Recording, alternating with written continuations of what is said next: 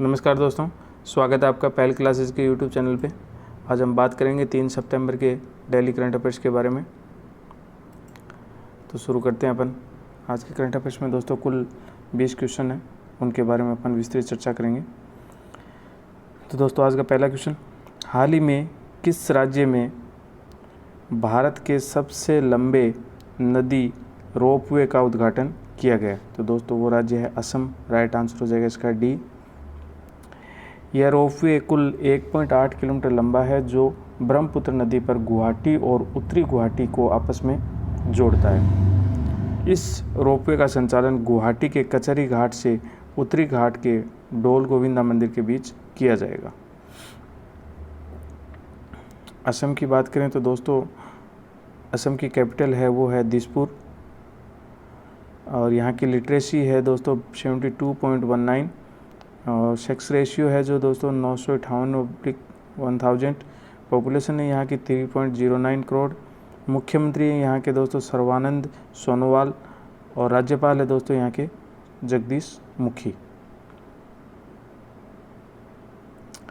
बात करते हैं दोस्तों क्वेश्चन नंबर 2 की।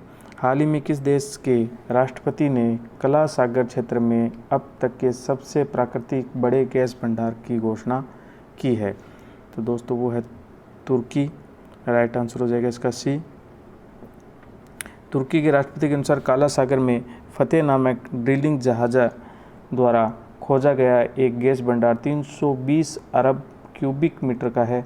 तुर्की द्वारा वर्ष 2023 तक इस गैस भंडार से गैस निकालने उसका प्रयोग प्रारंभ करने का लक्ष्य रखा गया है।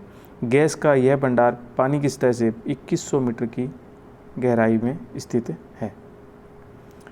तुर्की की बात करें दोस्तों, तुर्की है मिडिल ईस्ट की कंट्री है, और इसकी कैपिटल है दोस्तों अंकारा। और वर्ल्ड मैप में देखिए अपन तो दोस्तों लोकेशन, ये लोकेशन है इसकी, इस तरह से लोकेशन दिखाई देता है, ये देखिए आप। और ये इनके पड़ोसी देश हैं, Greece, Bulgaria, Georgia, Armenia, Iran, ये इनके इराक, सीरिया, ये इसके पड़ोसी देश हैं। बात करते हैं दोस्तों क्वेश्चन नंबर 3 की। विश्व वरिष्ठ नागरिक दिवस किस तिथि को मनाया जाता है? तो दोस्तों वो तिथि है 21 अगस्त। राइट आंसर हो जाएगा इसका सी। इसका मुख्य उद्देश्य वरिष्ठ नागरिकों की परिस्थितियों के बारे में जागरूकता उत्पन्न करना तथा उनकी सहायता करना है। बात करना है दोस्तों क्वेश्चन नंबर 4 की। किस राज्य सरकार ने जनजातीय बच्चों को उनकी मातृभाषा में पढ़ाने के लिए नमत बसई कार्यक्रम चलाया है? तो दोस्तों वो राज्य है केरल। राइट आंसर है इसका बी। नमत बसई कार्यक्रम को समग्र शिक्षा केरल द्वारा कार्यान्वित किया जा रहा है। इस कार्यक्रम ने आदिवासी बच्चों के लिए घर पर ही शिक्षा की ज़रूरत को सब महसूस करके सैकड़ों आदिवासी बच्चों को ऑनलाइन कक्षाओं को जोड़े रखने में सफलता पाई है। इस कार्यक्रम में के अंतर्गत प्री रिकॉर्डेड कक्षाएं एक यूट्यूब चैनल के माध्यम से चलाई जाती है। बात करते हैं दोस्तों क्वेश्चन नंबर 5 की। इंपॉर्टेंट क्वेश्चन है, वित्त मंत्री के मुताबिक अब तक कितने लाख रुपए तक के सालाना कारोबार वाले कारोबारियों को जीएसटी में छूट दी गई है? तो दोस्तों वो है 40 लाख रुपए। 40 लाख रुपए तक के जीएसटी कारोबारों को छूट दी गई है। शुरुआत में यह सीमा 20 लाख रुपए थी।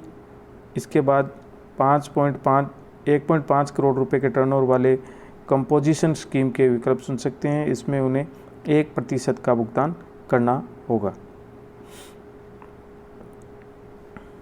हाल ही में पाकिस्तान सरकार ने किस पूर्व प्रधानमंत्री को भगोड़ा घोषित करके ब्रिटेन सरकार से प्रत्यार्पण की मांग की है? तो दोस्तों वो है नवाज शरीफ। कौन है? नवाज शरीफ पूर्व प्रधानमंत्री हैं पाकिस्तान के। उनके प्रत्यार्पण के लिए इमरान सरकार ने ब्रिटिश सरकार से संपर्क किया। पाकिस्तान ने 3 बार प्रधानमंत्री रह चुके शरीफ का इलाज लंदन में चल रहा है। भ्रष्टाचार के मामले में शरीफ को एक जवाबदेही अदालत ने कैद की सज़ा सुनाई थी। बात करते हैं दोस्तों क्वेश्चन नंबर 7 की। हाल ही में सऊदी अरब की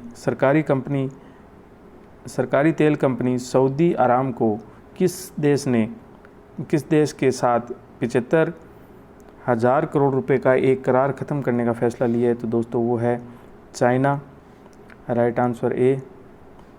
सऊदी अरब की बात करें तो दोस्तों ये मिडिल ईस्ट में एक कंट्री है और यहाँ की कैपिटल है वो है रियाद, करेंसी है सऊदी रियाल, पॉपुलेशन है 3.37 करोड़ वर्ल्ड बैंक 2018 के अनुसार, और यहाँ के जो किंग हैं वो सलमान उफ सऊदी अरबिया। इस समझौते के तहत सऊदी अरब की तेल कंपनी चीन के साथ मिलकर एक रिफाइनिंग और पेट्रोकेमिकल कॉम्प्लेक्स बनाने वाली थी। अरामको ने चीन की company China North Industry Group Corporation and पिन शिनसेन के साथ फरवरी 2019 में करार किया था, अब जो कि अब ख़त्म कर दिया है। अगले क्वेश्चन, हाल ही में ऑस्ट्रेलिया की क्रिकेट टीम के किस पूर्व कप्तान ने इंटरनेशनल एवं घरेलू क्रिकेट से संन्यास लेने की घोषणा की है? तो दोस्तों वो हैं कैमरून वाइट, राइट आंसर हो जाएगा इसका ए।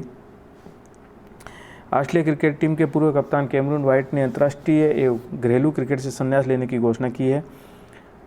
इन्होंने 4 टेस्ट, 91 वनडे और 47 T20 मैच देश के लिए खेलने वाले कैमरून वाइट ने 47 IPL मैच भी खेले हैं।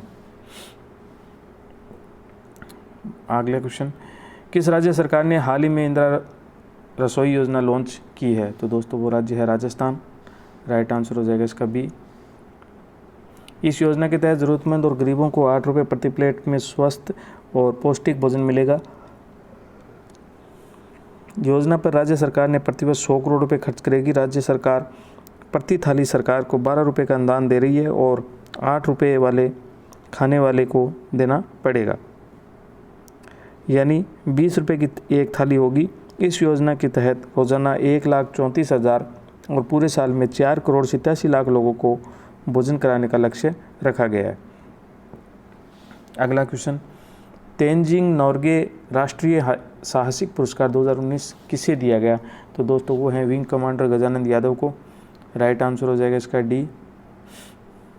गजानंद यादव पैराशूट जंप प्रशिक्षक हैं। वे IAF स्काई डाइविंग टीम आकाशगंगा के सदस्य भी हैं। उन्होंने अब तक 2900 से अधिक बार छलांग लगाई है। भारतीय वायुसेना ने गजानंद यादव को स्काई ड्राइविंग और पैराशूट उड़ाने की कुछ झलकियां भी साझा की है। अगला क्वेश्चन, हाल ही में किस देश के सुरहरे खोले के साथ जन्मे एक कछुए की खोज हुई है? तो वो किस देश में हुआ है दोस्तों? वो है नेपाल, राइट आंसर सी। इसकी त्वचा है जो दोस्तों वो सुनहरे हैं, गोल्डन कलर की है लगभग, ठीक है। इसका यह रंग बेहद ही दुर्लभ जेनेटिक म्यूटेशन की वजह से होता है जो उसके मिग म्यूटेशन को बदल देता है। नेपाल की टॉक्सिनोलॉजी एसोसिएशन ने कहा है कि नेपाल में इस कछुए में कोमेटिक ल्यूसिक का एक पहला और दुनिया भर का केवल 5वां मामला है। तो ये इंपॉर्टेंट क्वेश्चन है दोस्तों, नोट करना है इसको। बात करते हैं क्वेश्चन नंबर 12 की। भारत और किस देश के हाल ही में अपने रणनीतिक द्विपक्षीय संबंधों को नई मजबूती देने के हेतु एक सांस्कृतिक समझौते पर हस्ताक्षर किए हैं? तो दोस्तों वो है इजराइल, राइट आंसर हो जाएगा इसका ए। इजराइल की बात करें तो दोस्तों ये मिडल ईस्ट की कंट्री है और यहाँ की इसका जो कैपिटल है वो है जेरूसलम और इसके यहाँ की करेंसी इजरायलियन शकील। इस समझौते में दोनों देशों के बीच साहित्य, शिक्षा, सिनेमा आदि क्षेत्रों में सहयोग के नए दरवाजे खुलेंगे। इस 3 वर्षीय कार्यक्रम को मूल उद्देश्य दोनों देशों के लोगों के बीच सहयोग और आदान प्रदान करने का बढ़ावा देना है। अगला क्वेश्चन, हाल ही में centre for monitoring Indian economy द्वारा जारी आंकड़ों के मुताबिक कोरोना संकट की वजह से लगभग कितने लोगों ने नौकरियां गंवा चुके हैं? तो दोस्तों वो हैं 1.9 करोड़, राइट आंसर हो जाएगा इसका A. Centre for monitoring Indian economy के मुताबिक कोरोना संकट की वजह से लगभग 1.9 करोड़ लोग नौकरियां गंवा चुके हैं। सिर्फ जुलाई महीने में ही 50 लाख लोग बेरोजगार हुए हैं। हालांकि कर्मचारी भविष्य निधि के संगठन के अनुसार जून महीने में 4.98 लाख लोग औपचारिक कार्यबल से जुड़े हैं। अगला क्वेश्चन, कौन सा देश जैविक खेती करने वाले किसानों की संख्या के मामले में पहले स्थान पर रहा, तो दोस्तों वो है Bharat. Right answer D. Bharat को जैविक किसानों के मामले में पहले स्थान पर और जैविक खेती के तहत क्षेत्र में 9वें स्थान पर रखा गया है। सिक्किम पूरी तरह से जैविक बनने वाला दुनिया का पहला राज्य बनकर, ये इंपॉर्टेंट है दोस्तों, पहला राज्य कौन बना है जैविक खेती करने वाला पूरी तरह से, तो वो है राज्य सिक्किम। उत्तराखंड और त्रिपुरा सहित अन्य राज्यों में भी ऐसे समान असाधारणीय लक्ष्य निर्धारित किए गए हैं। अगला क्वेश्चन, केंद्र सरकार ने हाल ही में रक्षा अनुसंधान और विकास संगठन के अध्यक्ष जी सतीश रेड्डी के कार्यकाल कितने साल के लिए बढ़ा दिया गया है, तो दोस्तों वो है 2 साल। राइट आंसर इसका डी। डीआरडीओ की बात करें दोस्तों, डीआरडीओ का मुख्यालय है नई दिल्ली में, स्थापना उसकी 1958 में हुई थी। इसके अलावा जी सतीश रेड्डी 26 अगस्त के बाद 2 वर्ष के लिए रक्षा अनुसंधान और विकास विभाग डीआरडीओ के सचिव भी रहेंगे। उन्होंने 2 साल के लिए अगस्त 2018 से इस रक्षा अनुसंधान और विकास संगठन के अध्यक्ष पद पर नियुक्त किया गया था। अगला क्वेश्चन, हाल ही में केंद्र सरकार द्वारा अश्विनी भाटिया को किस बैंक का नया प्रबंध निदेशक बनाया है, तो दोस्तों वो है SBI। राइट आंसर हो जाएगा इसका बी। अश्विनी भाटिया अपनी सेवानिवृत्ति की उम्र होने तक पद पर बने रहेंगे, जो कि 31 मई 2022 तक होगी। उन्होंने PK गुप्ता का स्थान लिया है, इनसे पहले PK गुप्ता इनके थे। और भारतीय स्टेट बैंक ऑफ इंडिया के बोर्ड भाटिया चौथे प्रबंध निदेशक होंगे। दिनेश खारा, अरिजित बसु और CS सेठी पहले से इस पद पर रह चुके हैं। अगला क्वेश्चन, हाल ही में मध्य प्रदेश सरकार ने सरकारी नौकरी के में प्रदेश के लोगों को कितने प्रतिशत आरक्षण देने की घोषणा की है, तो दोस्तों वो है 100%। ठीक है, मध्य प्रदेश में सरकारी नौकरी 10वीं 12वीं की परीक्षा में मध्य प्रदेश में उत्तीर्ण करने वाले ही प्रदेश की सेवा के लिए पात्र होंगे। 1 साल के लिए 9 जुलाई 2019 को पूर्व मुख्यमंत्री कमलनाथ ने भी मध्य प्रदेश के स्थानीय लोगों के लिए निजी क्षेत्र में नौकरियों में 70% आरक्षण की घोषणा की थी। मध्य प्रदेश की बात करें दोस्तों, कैपिटल भोपाल, शिवराज सिंह चौहान यहाँ के चीफ मिनिस्टर हैं। अगला क्वेश्चन, दिल्ली अल्पसंख्यक आयोग का चेयरमैन किसे नियुक्त किया गया है, तो दोस्तों वो है जाकिर खान। राइट आंसर ए।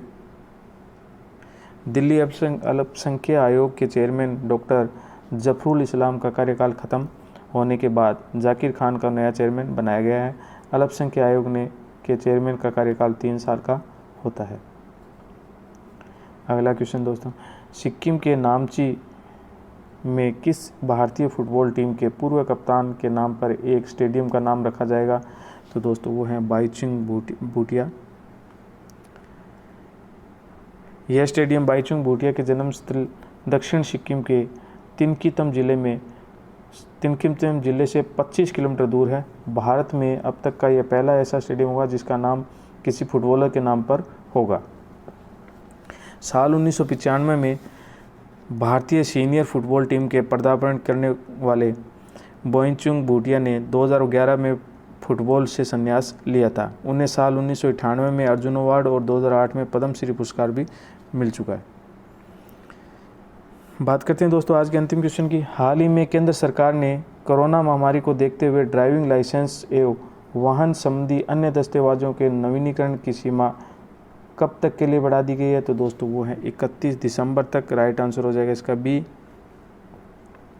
कोरोना वायरस के लॉकडाउन की वजह से पहली बार दस्तावेजों का रिन्यू करने की अवधि को बढ़ाकर 30 जून तक कर दिया गया था, लेकिन दूसरी बार ये इस अवधि को बढ़ाकर 31 सितंबर किया था, लेकिन अब इसे बढ़ाकर 31 दिसंबर कर दिया गया है। तो दोस्तों आज की करंट अफेयर्स में बस इतना ही। मिलते हैं कल सुबह एक बार फिर से नए क्वेश्चन के साथ में। तब तक के लिए दोस्तों धन्यवाद। और दोस्तों चैनल को लाइक शेयर और सब्सक्राइब करना न भूलिएगा। जो नए हैं वो ज़रूर कीजिएगा सब्सक्राइब जरूर, ताकि वो को हाथों हाथ नोटिफिकेशन मिल जाए, अपडेट मिलता रहे आपका। इसी के साथ दोस्तों धन्यवाद। जय हिंद, जय भारत।